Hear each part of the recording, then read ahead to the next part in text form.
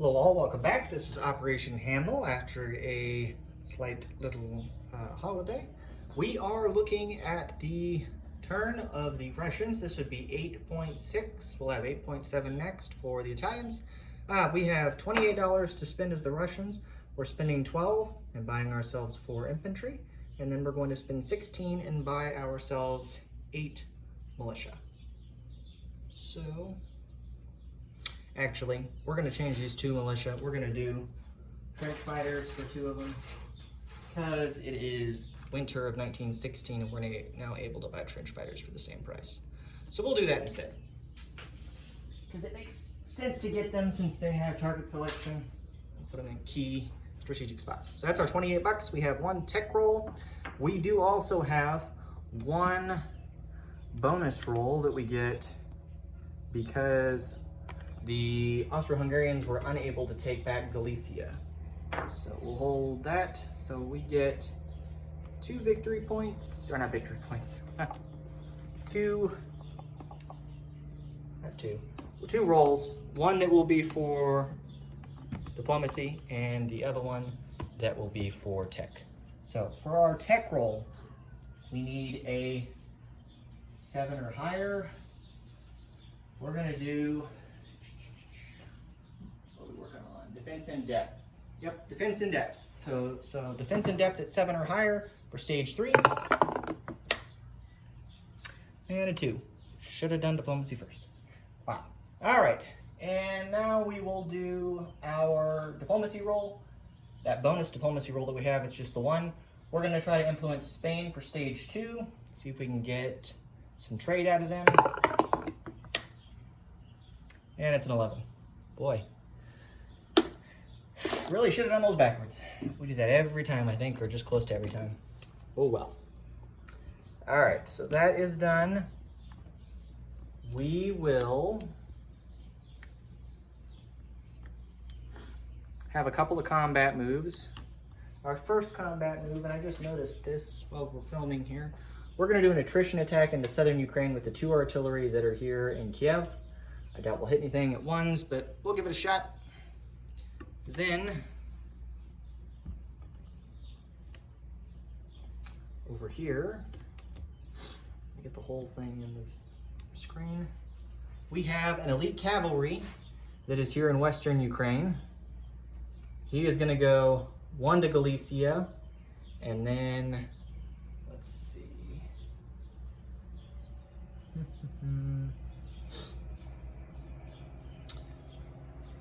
He's moving into Galicia, and then for combat from there, where do we want to have him go? Oh, heck. Should we take our chances and hit Congress of Poland? Or not? So we're gonna do this. We're gonna take 1 infantry. Now, we're gonna just do the whole thing. We're gonna send 3 infantry into Saxony, along with an elite cavalry into Saxony. So we'll take Saxony. We're going to do anything in Congress of Poland. Odds aren't favorable there. So we'll take that. If it wasn't a river penalty, I probably would have hit there and tried for a round, but 2 at 1 and 1 at a 3 is pretty low. So we'd have to get really, really lucky on 1 roll. So we'll do that combat move there. It was a walk-on. We have the attrition. I think that that's it. I don't think we have any other combat moves to do for the Russians. Yeah, that does it.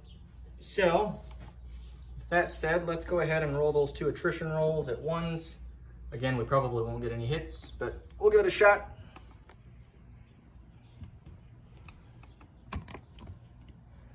Oh, I'm sorry. We do have 1 of the combat move.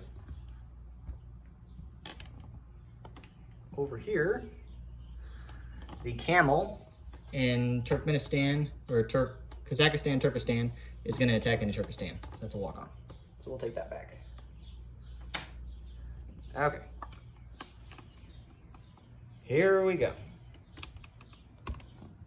So, 2 at 1s. for Kiev attacking into southern Ukraine with attrition. The Austro-Hungarians do not have counter battery fire, so you don't have to worry about them rolling for that. So here we go. 2 at once, 8 and 9. No hits. That was easy enough. Okay. So, let's see. Now we have some non-combat. So our first non-combat is the infantry that we got because of the event from the previous turn. I guess technically it was from this turn's event, so the fall-winter turn. We're gonna rail him, one of our rails, through this rail line. It goes all the way through, connected, and it's gonna go all the way over here. Oh, you know what I just realized? I only have 3 rail movement that I was gonna use, and I only have 2 available. So, we'll nix the movement of the coastal sub. So that coastal sub will just stay there. Sorry about that. Glad I caught that. Okay, so carry on. We have that guy still railing. He comes down through, goes over into Western Ukraine. And then up here in southern Finland, he's gonna rail through Karjala, then go through the junction there in Petrograd, and then continue south through the southern marsh and into Western Ukraine. So there's now 2 infantry added to Western Ukraine for a total of 4. Let's see, what else are we gonna do? Let's go over here.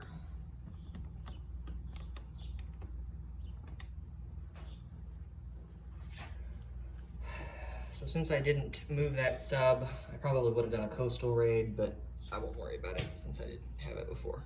So we're gonna move everything back to M11. The destroyer's coming out of port. He's gonna hang out in that sea zone as well. Cruiser will be there. We're gonna take the elite cavalry. Actually, here's how we're gonna do this. I keep talking back and forth. So the cruiser will stay in M10. The destroyer in M11 that was in port is going to come out of port and go to M10 as well. And the coastal sub in M11 is going to come from M11 to M10. So we're going to go hang out there. The transport that was in M10 is going to go to M11. He's going to go import in Crimea. And we're going to drop the elite cavalry in Crimea. Sorry about that. Okay, so done that. Then over here, we are going to move 2 infantry from from Kiev to Western Ukraine. So there's now 6 infantry in West Ukraine. Then we're going to move a militia from Eastern Ukraine into Kiev. So there's now 3 militia in there with the 2 artillery. Then over here, in southern Belarusia, we're going to move a militia from southern Belarusia into Lithuania. So that's done. I think that's it for non-combat. No, yes, no, yes, okay. All right, now let's go ahead and jump into the, oh, we do have one other move. So the destroyer over here in M6 is going to go to M7. So he's going to hang out there in M7. That was an easy move. So that's done. Now we'll get into the placement units. Sorry about that. So we'll start over here in the Caucasus. We're going to place a militia in northern Kazakhstan. There's a manpower icon there. We're going to put a militia in western Kazakhstan. Then in northern Caucasus, we're going to put an infantry. And then in Donetsk, Kuban, we're going to put a militia. Then In eastern Ukraine, we're gonna put a militia. And I think I spoke earlier when I had mentioned my purchases. One of them was supposed to be colonial infantry. I always forget because they're all yellows. It's going to Galicia. Then our final militia that we have, again, militia, not a colonial, is going to go to southern Belorussia. And then we have a couple others to place. We have 3 infantry remaining and 2 trench fighters. We will put, let's see, we'll put 2 infantry into Kiev. Do I want to do that? No. We'll put the true trench fighters in Kiev. Okay. All right. And then our 3 remaining infantry we have to place. 1 will go in western Ukraine. And then our 2 remaining, we will have 1 that will go up in southern Finland, and the other one will go in Lithuania. So that is our placement of units. Let's do a disposition of forces here real quick, because a lot did change. We'll do that here in a second, actually. Let's do our income real quick for the Russians. So the Russians gained $2 additional from taking Saxony. So need to update that real quick. So the Germans go down to, I believe, $34, and the Russians go up to, I think I have them at 18. I think that's right.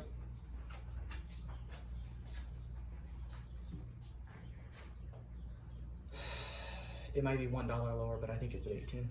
So we have that. Let's see. So we'll collect $18. And then we need to roll for wartime economy. I'll take that to the side, actually, because I don't know what it's going to be. So let's roll for that. Okay. Grab 2 dice over here. We'll use 2 white dice this time.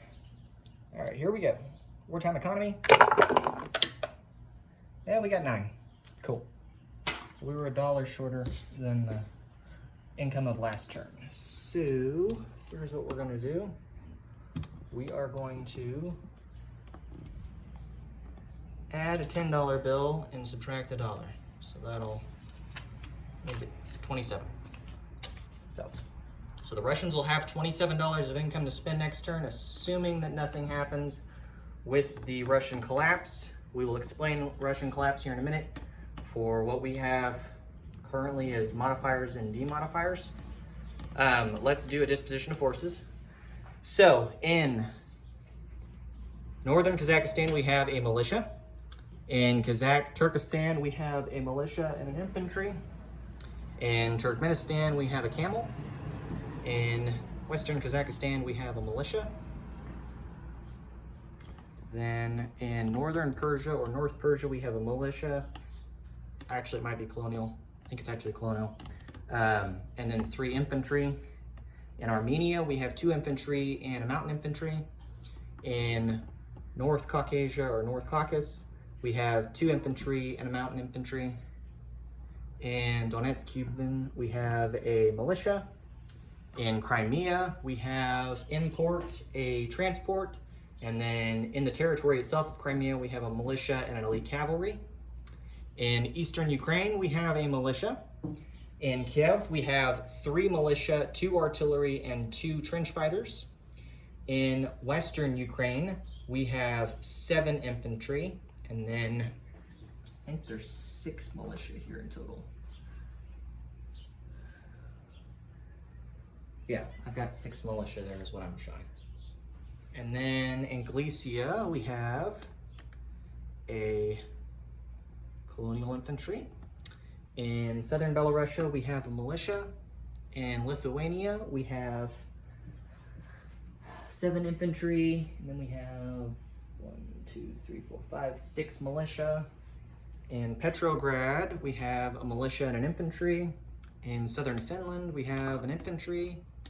And then in Saxony, we have 3 infantry and elite cavalry. And then we still have our cruiser and pre-dreadnought in C-Zone A12. And then down in M10, we have a destroyer, a cruiser, and a coastal sub. And then in M7, we have a destroyer. And that is it for the Russian disposition. Let's get into modifiers here for the roll.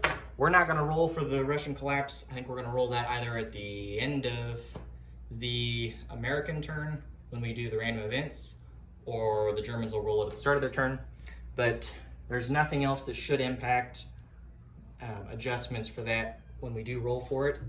So a couple of things to note. So the first is that the Russians have 3 different options for modifiers. The first modifier is for territories that they control outside of home country that they gained. So I don't think northern Persia counts, but Galicia will count as 1, and Saxony will also count as 1. So we'll get 2 points for that. Then the other modifier that would be, actually I think that's the only modifier that increases value for the Russians. The 2 negative modifiers are, the first one's easy. It's for every consecutive turn after the first roll, they'll add a modifier of 1 for each turn. If the Russians haven't collapsed. The other is, and I've noticed a couple times, a couple players have mentioned that it's for territories that are possessed in home country for the Russians that impact.